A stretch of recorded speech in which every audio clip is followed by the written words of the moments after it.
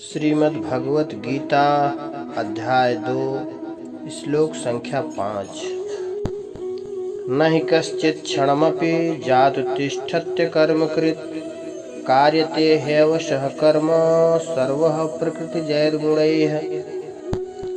अर्थात प्रत्येक व्यक्ति को प्रकृति से अर्जित गुणों के अनुसार विवश होकर कर्म करना पड़ता है।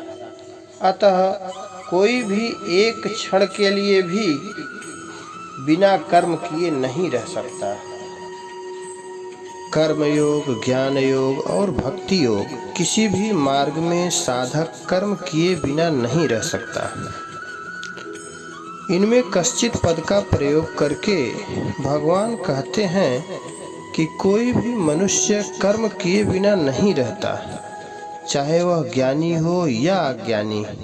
यद्यपि ज्ञानी का अपने कहलाने वाले शरीर के साथ कोई संबंध नहीं रहता, तथापि उसके कहलाने वाले शरीर से भी हरदम क्रिया होती रहती है। क्षणम पद का प्रयोग करके भगवान कहते हैं कि यद्यपि मनुष्य मैं हरदम कर्म करता हूँ ऐसा नहीं मानता, तथापि जब तक वह शरीर के साथ अपना संबंध मानता है तब तक वह एक क्षण के लिए भी कर्म किए बिना नहीं रहता।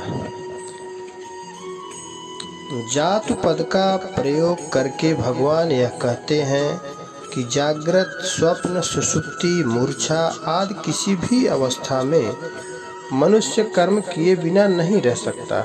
इसका कारण भगवान इसी श्लोक के उत्तरार्ध में अवश्य पद से बताते हैं कि प्रकृति के परवश होने के कारण उसे कर्म करने ही पड़ते हैं। प्रकृति निरंतर परिवर्तनशील है।